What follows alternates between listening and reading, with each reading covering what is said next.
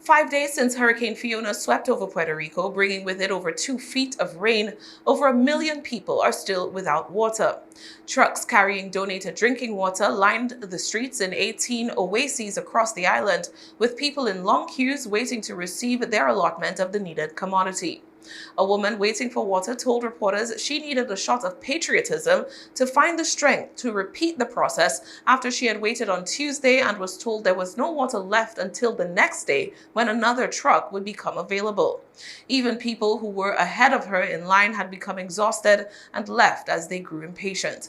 Some were discouraged by the lengthy queue and decided to utilize a nearby makeshift spring someone had set up using a bamboo pipe to collect fresh water flowing down the mountainside. Another person in line told reporters he and his partner were there to receive aid because they could no longer afford to buy water, which they had been doing since the storm hit. Meanwhile, a retiree who had just moved back to the island from Massachusetts 6 months ago questioned whether he had made the right choice in returning, adding that he might leave again.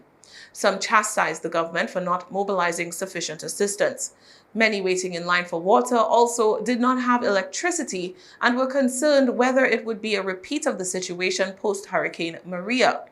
Many waiting in line for water also did not have electricity and were concerned about whether this would be a repeat of the situation post-Hurricane Maria.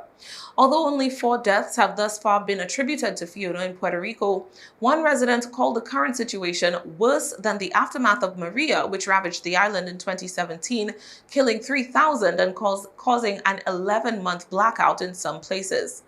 Since then, the power grid has been patched up but never fully restored to pre-Maria conditions, and Hurricane Fiona once again laid waste to the island's electricity system.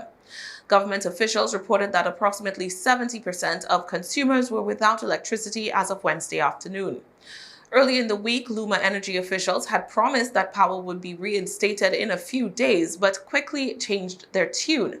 Now, given the floodwaters that have still not receded in some areas, fallen trees, downed power lines, and deteriorating equipment, there's no timeline for when electricity will be restored for the majority of the island. Those with the equipment and the fuel resorted to generators to power up their homes. Meanwhile, Puerto Rico's major disaster declaration was approved by U.S. President Joe Biden on Wednesday, clearing the way for federal aid to pour in. The U.S. Department of Health and Human Services also declared a public health emergency in the territory. After wreaking havoc on the Dominican Republic and Puerto Rico, Fiona hit the Turks and Caicos Islands as a Category 3 hurricane, downing power lines and triggering major flooding. However, no deaths have been reported, and the TCI deputy governor told the Reuters news agency that an early shelter-in-place order had likely helped to save lives.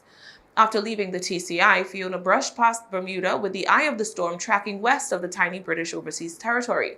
Despite not receiving a direct hit, wind gusts of over 100 miles per hour battered the country, leaving over 80% of residents without electricity on Friday morning. Fiona is, as of the 2 p.m. update from the National Hurricane Center, a Category 4 hurricane barreling up towards the east coast of Canada. Hurricane conditions in Atlantic Canada are expected to begin from tonight.